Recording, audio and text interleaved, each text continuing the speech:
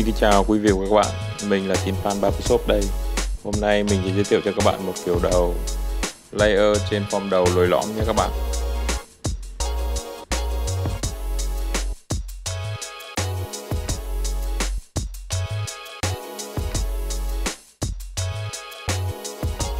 Xin mời tất cả các bạn đón xem.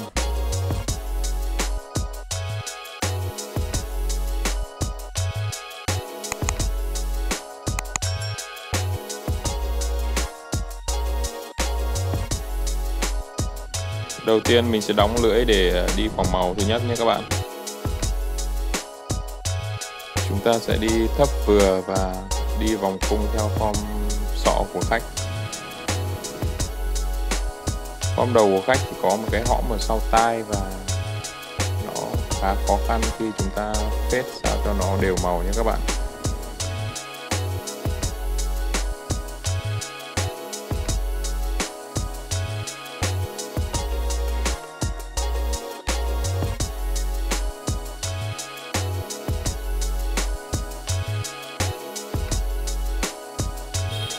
Sau khi đi khung xong thì mình sẽ mở lưỡi và đi khoảng màu thứ hai luôn.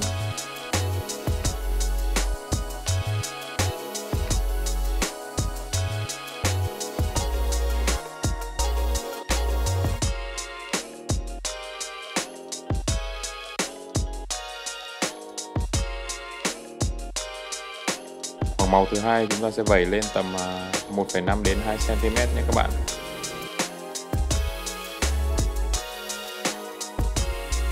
Những chỗ nào vòng cung hoặc là hõm sâu thì chúng ta sẽ dùng mũi tông đơ để vẩy.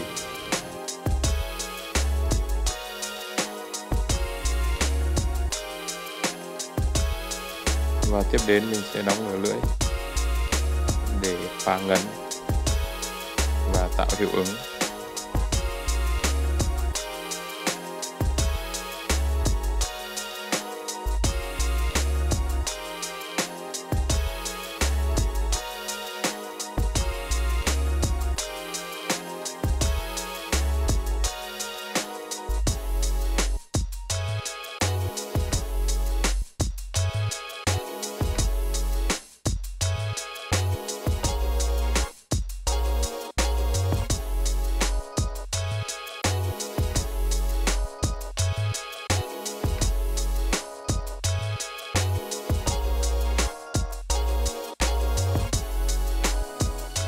Bước tiếp theo mình sẽ dùng cữ 4.5mm để làm mờ bớt phần sai. Chúng ta sẽ vẩy lên tầm 3 đến 4 cm.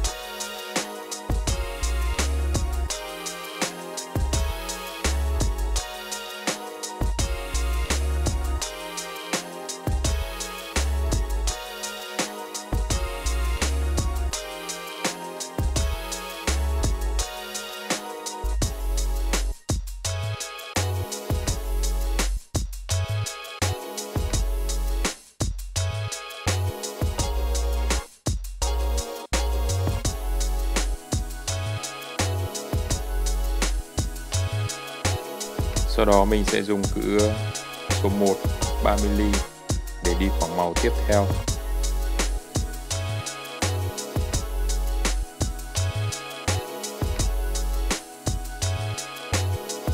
Ở cữ số 1 này thì mình sẽ vẩy lên tầm 2 cm nhé các bạn.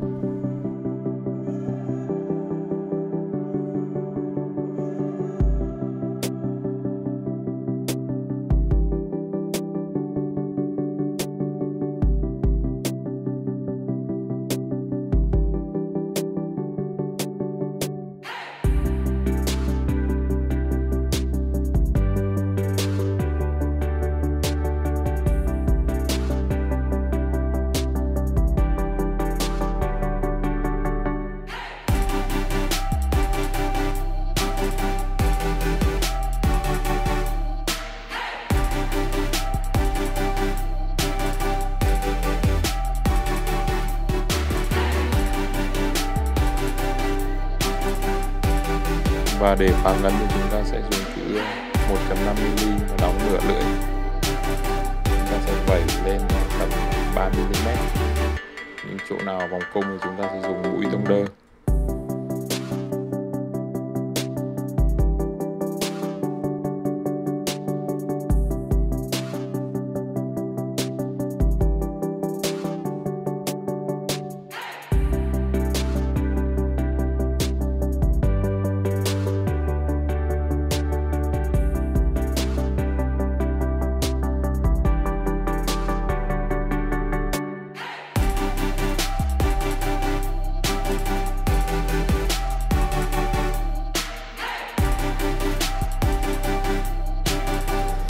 Chúng ta có thể dùng mũi này để nhặt sạn luôn. Chỗ nào mà còn đậm thì chúng ta sẽ dùng mũi tông đơn và sẽ gạt lên.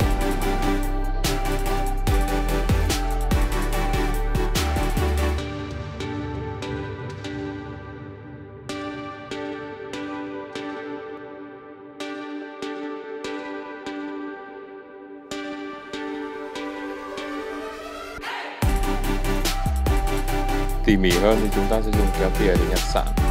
Chúng ta sẽ nhặt những đốm đen mà còn sót lại ở trên phần tóc. Chúng ta sẽ tỉa làm sao cho mật độ tóc nó có hiệu ứng mờ dần.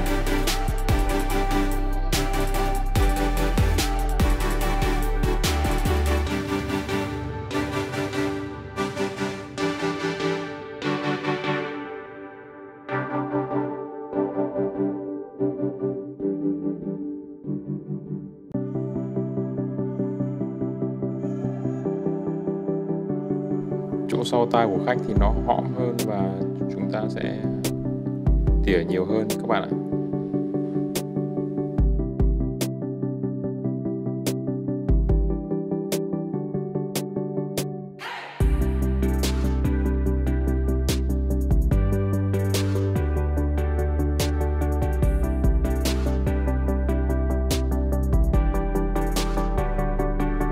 Tiếp đến mình sẽ dùng chân viền để làm sạch phần chân tóc còn thừa.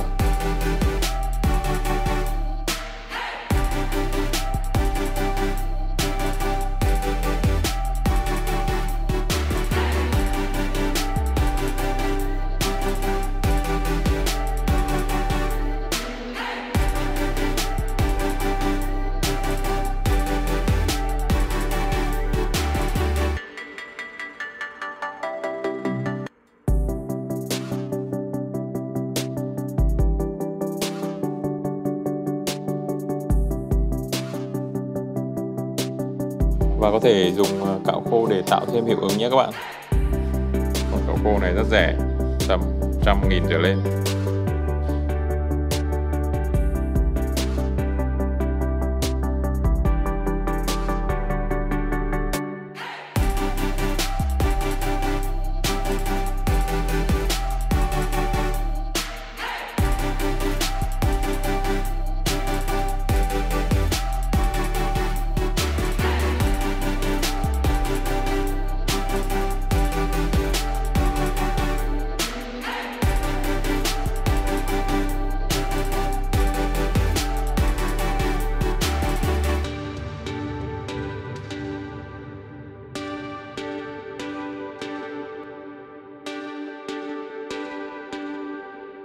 Mình sẽ tỉa qua phần tiếp giáp giữa sai và phần top để cho nó nhìn tự nhiên hơn nhé các bạn.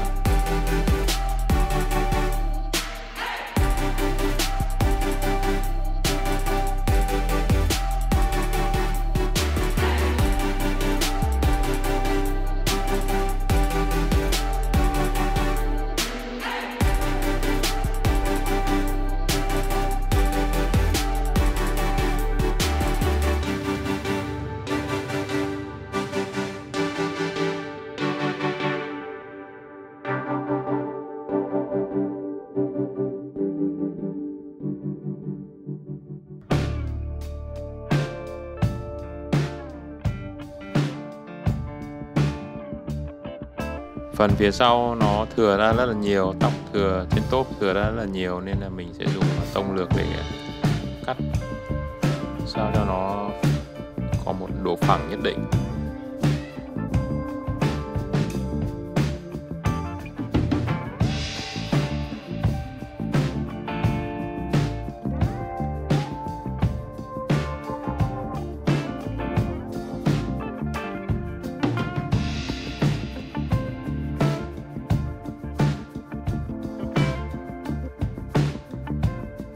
Vừa cắt vừa né máy quay nên là thao tác nó rất là khó khăn các bạn ạ.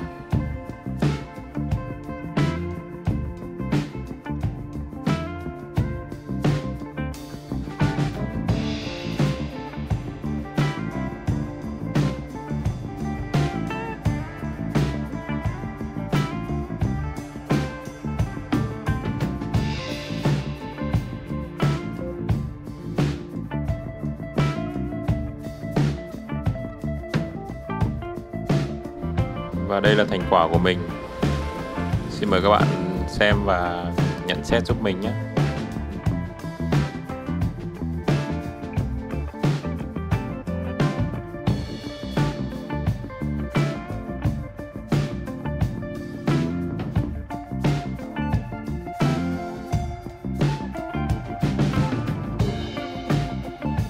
Xin cảm ơn tất cả các bạn rất nhiều. Bye bye, hẹn gặp lại các bạn.